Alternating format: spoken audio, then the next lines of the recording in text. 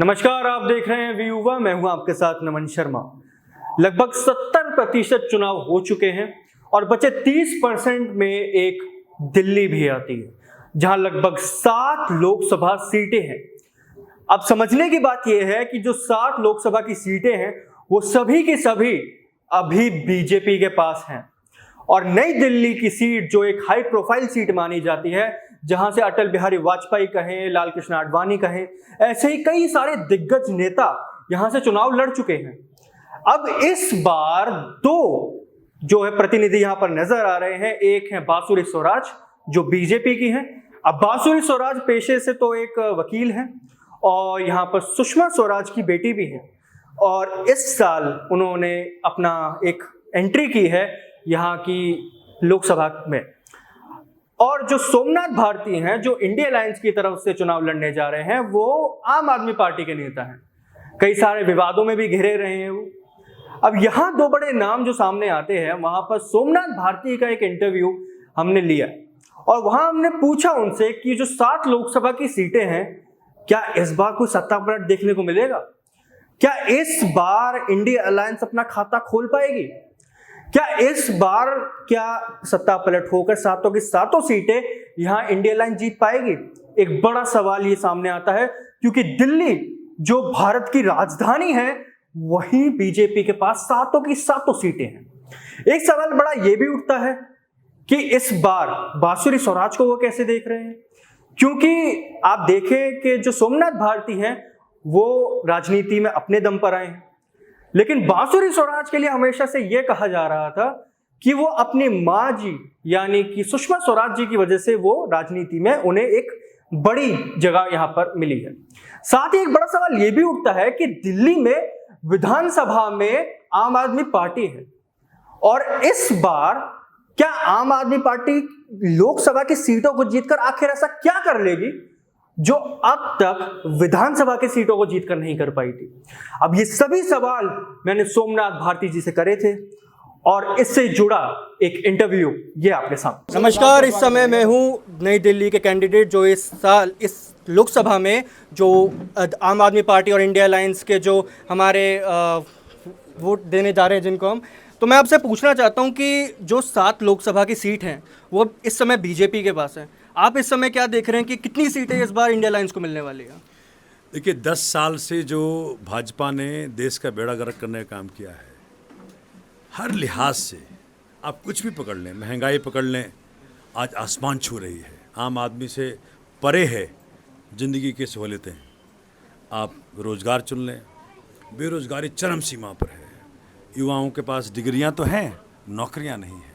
Crime की तरफ बढ़ रहे हैं लोग। वुमेन सिक्योरिटी देख लें, मणिपुर देख लें, कर्नाटक देख लें, हर तरफ हर लिहाज से इन्होंने जितने वादे किए थे सब पे फसड्डी साबित हुए। आज भारत जान चुका है इनका असली चेहरा, दिल्ली जान चुका है इनका असली चेहरा। इनको भी अंदाज़ा था, तब इन्होंने 6 के 6 उम्मीदवार बदले थे। 7 इसलिए इन्होंने रखा क्योंकि इनको पूर्वांचलियों को फंसा के रखना था।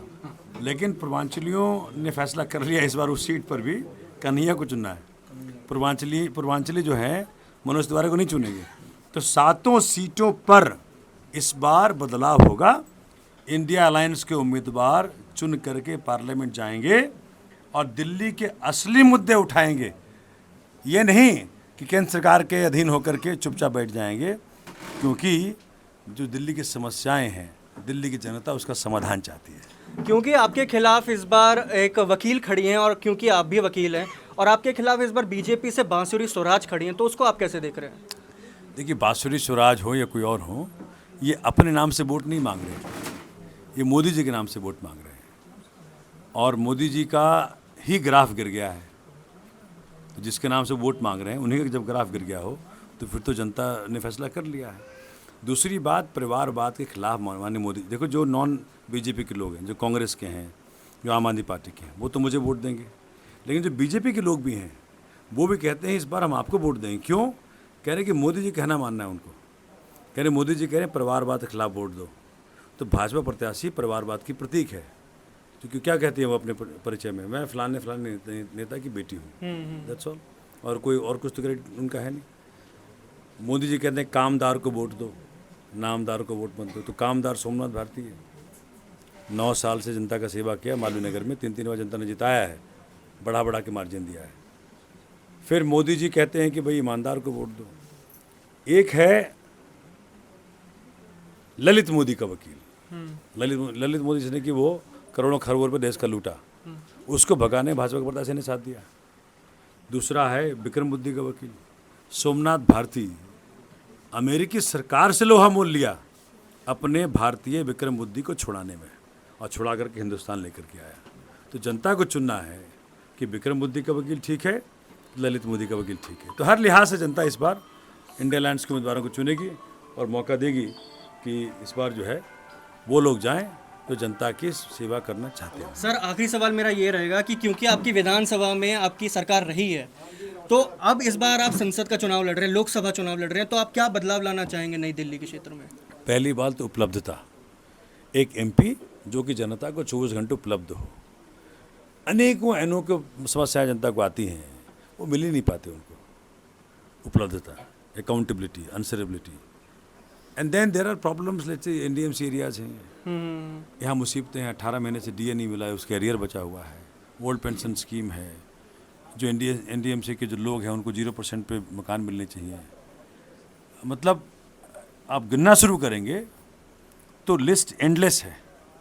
हम मैनिफेस्टो रिलीज करेंगे, आपको बताएंगे। साथ में पुलिस की समस्या देख लें, डीडीए, लैंड, ट्रैफिक पुलिस, इन सारे मुद्दे स्पेसिफिकली एमपी के अधीन होते हैं।